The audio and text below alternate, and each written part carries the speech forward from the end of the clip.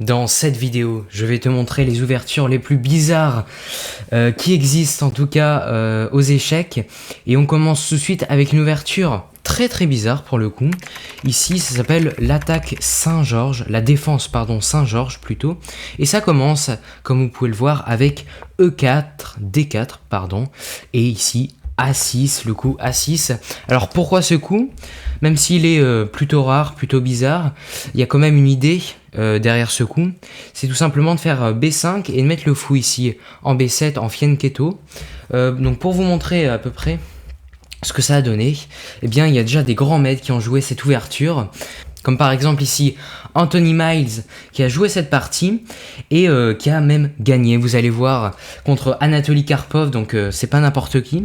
Ici ça commence avec le coup E4 et ici A6, donc comme je vous l'ai dit, D4, B5, donc du coup ça prépare le fianchetto, cavalier F3, voilà, fou B7. Ici ça développe les pièces tranquillement et vous allez voir que ça commence à ressembler à des positions qu'on reconnaît, qu'on a souvent ici prises, et les deux joueurs qui développent leurs pièces, prennent de l'espace, les deux joueurs qui rock. Bon voilà, donc je vous ai pas montré toute la partie parce que ça sert à rien, mais pour vous dire que donc même avec ce coup A6 on peut quand même faire des choses, on peut quand même battre Karpov quand on est un grand joueur. Et ici donc dans cette position, voilà, prise, tour prend G3, tour A8 ici, et fou C7, et ici Anthony Miles qui abandonne tout simplement dans cette position complètement écrasante avec deux pions de plus. Voilà, donc même les coups bizarres peuvent quand même donner quelque chose. Et pour cette deuxième ouverture bizarre, alors elle est un petit peu moins bizarre que la première, mais elle n'est pas très connue, ça s'appelle l'attaque Toré. Et donc ça commence ici avec D4, D5, jusqu'ici tout à fait normal, cavalier F3, cavalier F6, et ici fou G5, c'est ce qui définit l'attaque Toré. Et donc c'est une ouverture plutôt rare quand même, hein. Et donc pour vous montrer, il y a ça vient d'un prodige mexicain qui s'appelle Carlos Toré, donc c'est pour ça qu'on l'appelle comme ça.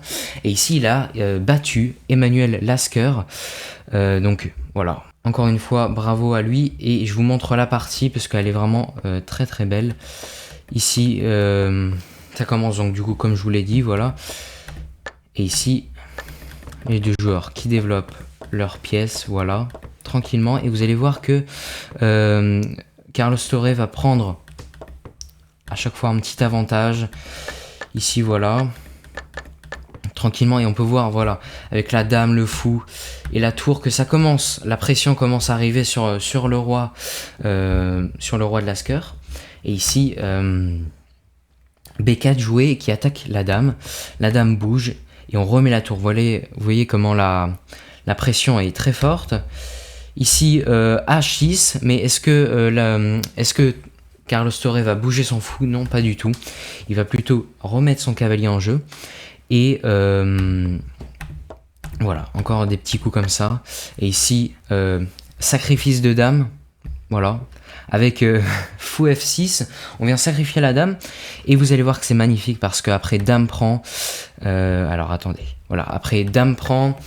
Tour prend G7 échec, roi H8. Tour prend F7, roi G8. Tour G7, roi H8. Tour prend B7, roi G8. Tour G7 échec, roi H8. Et enfin, là, comment gagner la dame ici avec tour G5. On n'a pas le temps de venir reprendre. On est obligé de parer l'échec. Et donc ici, roi H7. Et ici, tour prend H5, on a ici tout simplement un fou de plus. Donc ici, après, normalement, ça devrait aller. Voilà, les deux joueurs qui jouent encore un peu, mais ici, abandon, tout simplement. Et même avec cette attaque Toré, Carlos Toré vient remporter cette partie contre Lasker.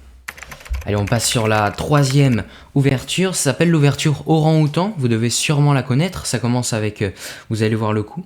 Et donc pour la petite anecdote, ça s'appelle comme ça parce que un jour il y a un grand joueur qui s'appelle Tartakower qui visite le zoo de New York et il voit un orang-outan et il déclare à son adversaire que si il joue aussi sauvagement que ce singe, il va gagner. Et en fait, il joua B4 et il gagna. C'est pour ça que du coup, ça s'appelle l'attaque orang-outan, l'ouverture orang-outan. Et donc du coup, ça commence, voilà, je vous l'ai dit, avec le coup B4 ici, voilà. Donc voilà, c'est plutôt rare, mais encore une fois, on veut mettre le fou en fianchetto en B2. Et puis voilà, donc je vais vous montrer une partie qui s'est jouée donc entre justement Tartakower et Maroxy, ici à New York en 1924. Donc ici, ça commence avec B4. Voilà, le fou en fianchetto, comme je vous l'ai dit. Les deux joueurs qui développent leurs pièces. Ici, beaucoup d'échanges. Le roi qui met en sécurité. Et une position qui reste, ma foi, égale. Ici, toutes les pièces qui vont venir s'échanger. Bientôt, l'échange de dames, voilà. Ici, une finale de fou et de cavalier. Voilà, tout va venir s'échanger. Et ici, il reste plus que les fous. Et tranquillement, les deux joueurs qui vont venir faire match nul ici, avec fou F4.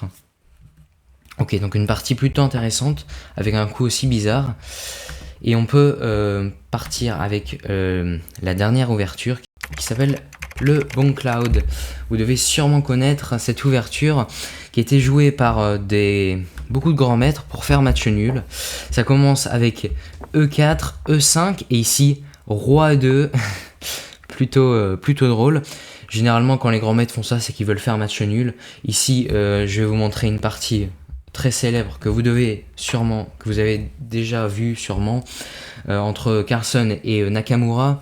Ici, les deux joueurs qui ont fait match nul, avec E4, E5, Roi E2, Roi E7, Roi E1, Roi E8, Roi E2, Roi E7, Roi E1, Roi E8, et ici, les deux joueurs qui répètent et qui font match nul.